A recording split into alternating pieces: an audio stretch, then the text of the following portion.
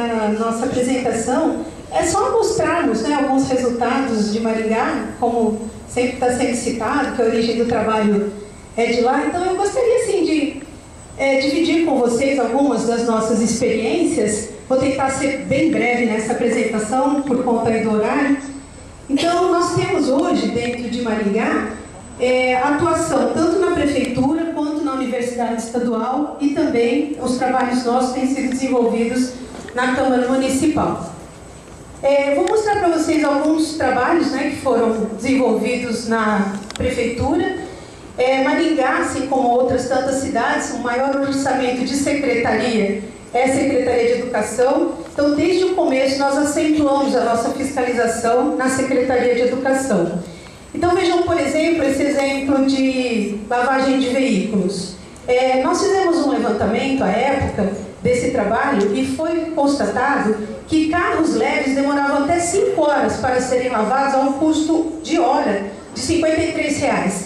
Então, em Maringá, para se lavar um veículo leve, era gasto R$ 267. E carros pesados, até R$ 640 para lavar um ônibus. Tinha ônibus que era lavado até 2 vezes por dia. Então, a partir disso, né, o Observatório fez um trabalho e, após essa intervenção, os carros passaram a ser lavados, carros leves, num custo de R$ 50 e carros pesados a 140. E há 2 anos para cá, quando terminou esse contrato, o próprio município assumiu essa lavagem e hoje não se tem mais licitação para essa finalidade. É o próprio município que faz. E nós pedimos a revogação no ano passado de uma licitação que era de 2.300.000 para essas lavagens, e ela foi anulada. Bom, nós tivemos também um levantamento que nós verificamos que veículos que eram comprados para transporte escolar estavam sendo utilizados com desvio de finalidade.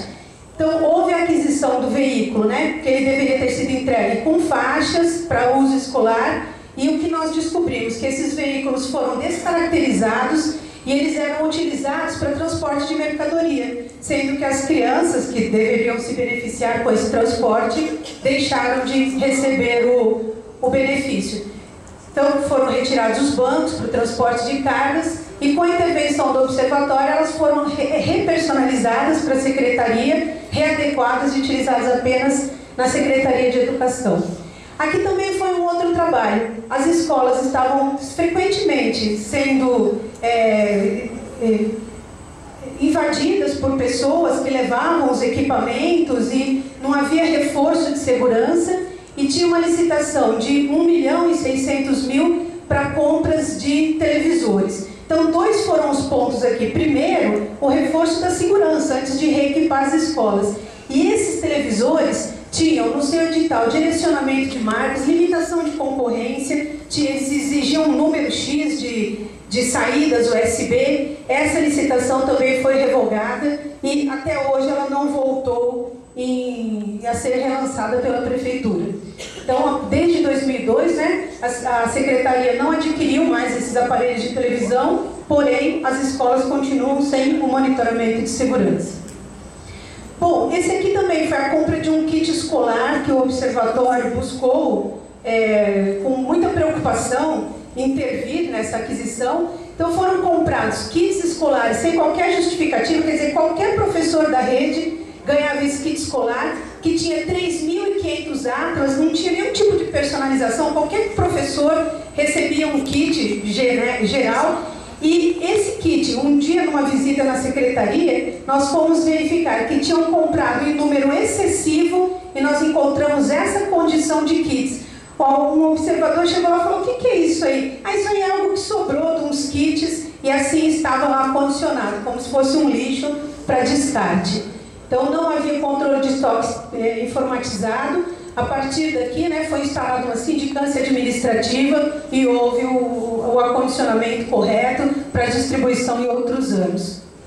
Essa situação aqui era a aquisição de um software educacional num custo de quase 2 milhões de reais, quando as escolas sequer tinham computadores. Então estava se adquirindo um software a quase 2 milhões, né? Não tinha precisão no termo de referência, não se sabia exatamente qual que era a finalidade desse software e a esse preço. Então os questionamentos foram nesse sentido e houve também anulação. Na Secretaria de Saúde, nós desenvolvemos um trabalho relativamente ao acompanhamento dos pontos médicos. Vejam, gente, tinham registros de médicos trabalhando 57 horas ininterruptamente, 84 horas de trabalhos ininterruptos. As folhas de acompanhamento de ponto médico eram dessa natureza, né? Tinham médicos que conseguiam sair de um lugar e chegar em outro com uma distância de 8 quilômetros no mesmo horário. Ele deixava o plantão às 8 num posto e entrava às 8 no outro, sendo que uma distância de um posto no outro de quase 8 quilômetros. Então, o Observatório encaminhou esse relatório para o Ministério Público Estadual, porém, até esse momento, nesse caso, nós não tivemos uma solução. Esse aqui também foi uma aquisição de livros de quase R$500 mil, e o que nos chamou a atenção nessa situação é essa situação aqui, olha, era livro, coleção. Nós não sabíamos se a Prefeitura estava pagando 266 mil divididos, né, em coleção ou volumes de 1 ao 5. Então, se fosse coleção, pagaríamos 77. Se fosse a unidade, R$77.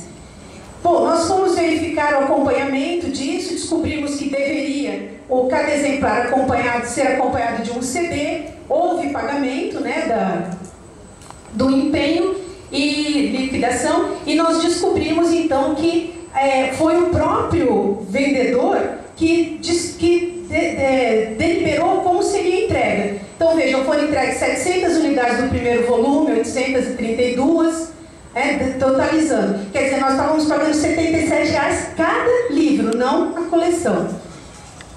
Nas entregas de 186 livros, apenas 10 CDs foram entregues, e o que mais nos causou espanto, quando nós buscamos o exemplar desses livros, nós descobrimos que o conteúdo deles era um passo a passo do software BR Office, que se encontra gratuito em várias páginas da internet, né? Se a gente colocar lá BR Office, a gente encontra uma situação assim de bastante conhecimento desse trabalho. Bom, aqui também, gente, esses livros didáticos, eles foram adquiridos com dispensa, né, porque era um produto único, e eram mais de 3.000 títulos diferentes, e chamava-se DVD Book, por isso que não tinha uma empresa concorrente, porque era um produto único, segundo o edital. E tinham mais de 300 capas diferentes, e quando nos chamou a atenção para descobrir o que era um DVD Book, que nós chegamos lá, nós descobrimos que as capas eram diferentes, mas não havia conteúdo educativo nenhum. Era a linha da história da TV Cultura. Todos os livros que você abria tinham conteúdo único, né? Não tinha nada diferente dentro. O Observatório levou ao conhecimento do Ministério Público essa situação, porque havia outras cidades do interior de São Paulo, de outros locais, que também estavam sendo vítimas dessa situação, e houve aqui também a devolução do dinheiro e levaram embora essa porcaria lá de Maringá. Não sobrou para nós utilizarmos isso. Então aqui também houve, né, outras cidades, Americana, o promotor entrou em contato com outros promotores, em outras cidades também houve a recuperação do dinheiro. Aqui, gente, é uma situação de análise de câmeras de monitoramento. Acho que ontem até alguém comentou essa questão do monitoramento. Vejam, alguns itens dessa licitação nos chamaram a atenção. A Prefeitura estava comprando postes a R$ 6.552 cada um, que deveriam ser vendidos instalados. E depois estava pagando mais R$ 3.700 para instalar um poste que já estava sendo comprado e instalado. Quando nós vamos lá verificar, vejam que os postes são de 12 metros, né? Quando nós vamos verificar o que foi instalado, a gente descobre, olha, postes de 8, de 9, então não eram nem de 12. E quando nós vamos comparar preço de mercado, nós verificamos que o poste de 12 metros, ele custa R$ 1.064, enquanto que o poste de 8, o preço de mercado era R$ 368. E quando nós vamos lá verificar na situação da instalação, a prefeitura pagou R$25 mil para um projeto que mostrava quais eram as melhores metragens de poste. O poste foi comprado de 12 metros. Aqui o projeto dizia que o melhor poste era o de 10 e estava instalado um de 9. Quer dizer, não recebeu o que pagou, não honrou a orientação do projeto e pagou em superfaturamento. Isso acontece em mais de um lugar. Com a intervenção do observatório, essa licitação foi cancelada, a prefeitura reconheceu um sobrepreço de R$113 mil e o dinheiro voltou para os cofres públicos. Aqui também foi um trabalho com o Bolsa Família que nós fizemos, identificando pessoas, né, que estavam recebendo o Bolsa Família e que nas redes sociais se identificavam assim, um pouco distante da linha da pobreza extrema, né? Então, coisas de Brasil. Então, o que nós fizemos? Nós chamamos o secretário da pasta e colocamos ele a par dessa situação, e a lista dos beneficiários hoje é pública, facultando que mais pessoas auxiliem nessa fiscalização, e aqueles que foram detectados como efetivamente um desvio, né, foram suspensos os pagamentos do benefício. Gente, na Universidade Estadual, nós passamos a também fazer um acompanhamento, e foi muito interessante, porque a gente sempre achava que trabalhar com acompanhamento de obras era uma coisa muito técnica, da qual nós não dispunhamos de conhecimento. E tinha um bloco, eu sou professora da universidade de lá, sou advogada, e eu sempre ouvia falar nos meios que tinha um bloco que nunca ficava pronto. E quando nós fomos lá, nós encontramos uma obra formalmente inaugurada, isso aqui é uma foto da página da internet, né? 100% pago, já há mais de ano, e o interior da obra era isso aí que nós estamos vendo. Né? Totalmente sem acabamentos, equipamentos que foram comprados, sem a devida instalação. Essa torneira eu acho o máximo, gente. Eu acho ela assim a prova, né, do escárnio com o dinheiro público. É a total ausência de qualquer preocupação. É a certeza da impunidade. Então, nós tivemos aí uma forte atuação, tanto com a reitoria, mas nós não tivemos sucesso nenhum à época. Nós oficiamos para a FINEP, que era a financiadora da verba, buscamos apoio do Ministério Público Federal e Estadual. Nós tivemos um resultado magnífico nessa situação, porque hoje os laboratórios se encontram assim, o convênio foi suspenso, e ainda havia 2 milhões para serem destinados para a compra de equipamentos, e passado um período, quando já houve a melhoria, a FINEP condicionou a liberação desses 2 milhões ao parecer do observatório. Então vejam, gente, a credibilidade da atuação do nosso trabalho, né? A coisa simples é emocionada, gente. E houve a liberação do dinheiro, e hoje os laboratórios estão assim, em funcionamento e servindo a comunidade.